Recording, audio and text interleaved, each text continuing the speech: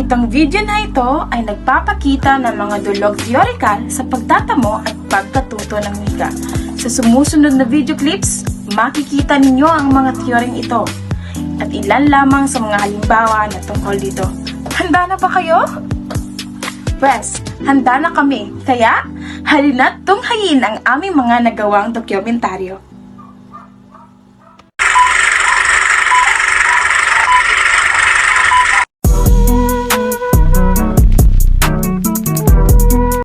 Makikita sa video ang aking pamangkin na si Sofia.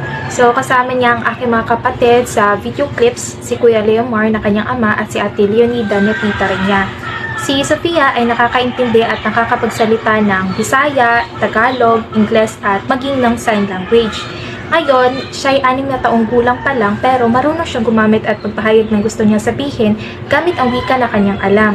So natuto siya tulad lamang ng sign language sapagkat tinuruan siya ng kanyang mga magulang mula noong bata pa lang talaga siya at pinapabantay rin siya sa kanyang tita na marunong rin ng sign language. Ito ay isang choryang social interaction sa pagtatamo at pagkatuto ng wika sapagkat sa pamamagitan ng kanyang interaksyon sa iba, natuto siyang makipag-usap at makipag-ugnayan at alam niya kung paano gamitin ang wika sa iba't ibang sitwasyon. Magandang umaga. Ano ang pangalan mo?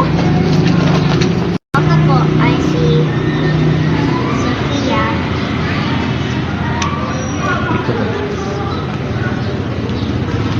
H-I-A. So, anong sign mo?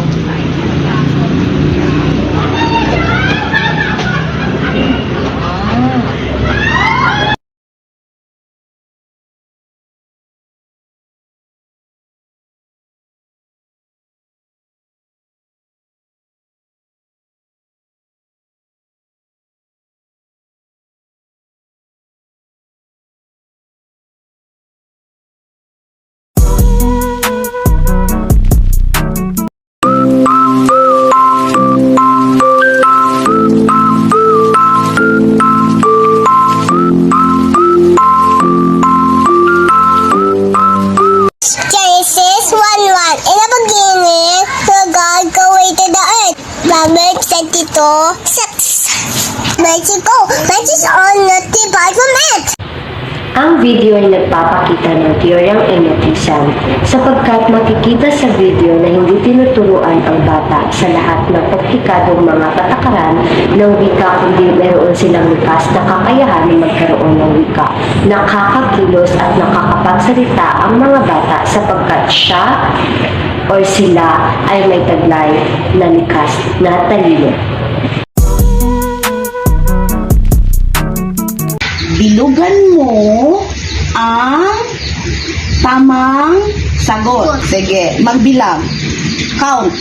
1, 2, 3. O, asan ang correct mong answer? Asan ang correct mong answer? Okay, very good.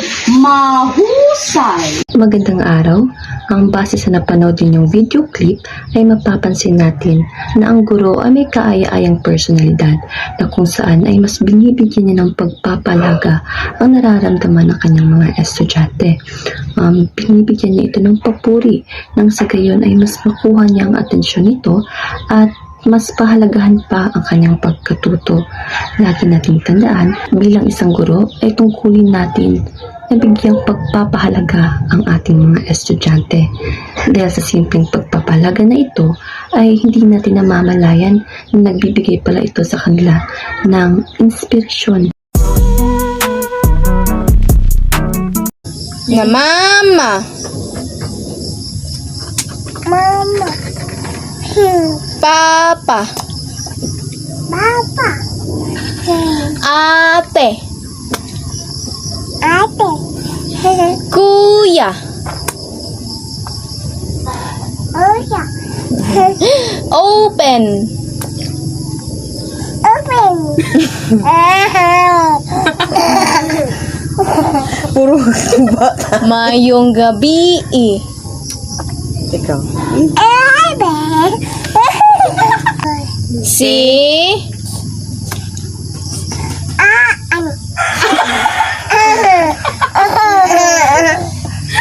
Iyan. Ikaw na si Ann. na ako si Kim Kim.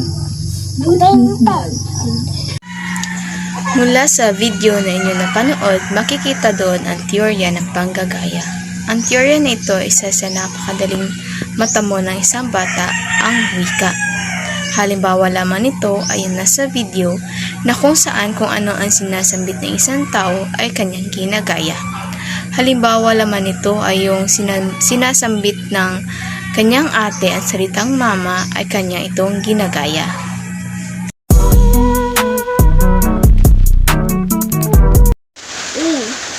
Purple. Purple. Yellow. Blue. Green. Yellow. You are red. Very good! Wow, napakahusay naman ng aking anak. Manang-mana sa akin. Magandang araw sa lahat. Ang video clip po na inyong natunghayan ay tungkol sa Choryang behaviorism. Kung saan ang Choryang ito ay nagpapakita na ang mga bata ay pinanganak na may kakayahan, kung kaya ay dapat natin itong pangalagaan at pahalagahan sa pamamagitan ng pagbibigay ng papuring salita upang mapaunlad natin ang kanilang kakayahan. Katulad naman ng pagsabi ng, wow, magaling! Nakikita niyo po, ang isang bata ay sinasabihan ng, wow, magaling, manang-mana ka sa akin. At doon, ang bata ay nasisiyahan sa kanyang ginagawa, kung kaya mas pinupursige niya ang kanyang ginagawa. At ito po ay nagpapakita ng Choryang behaviorism. Kit, unsalan ni? Suglay. Para asa ang suglay? Sa buhok. Gamita daw ang suglay, be? Gamita? Unsalan ni? Saan ni? Pi. Ta. Pa. Ta. Unsa isulod sa pitaka man?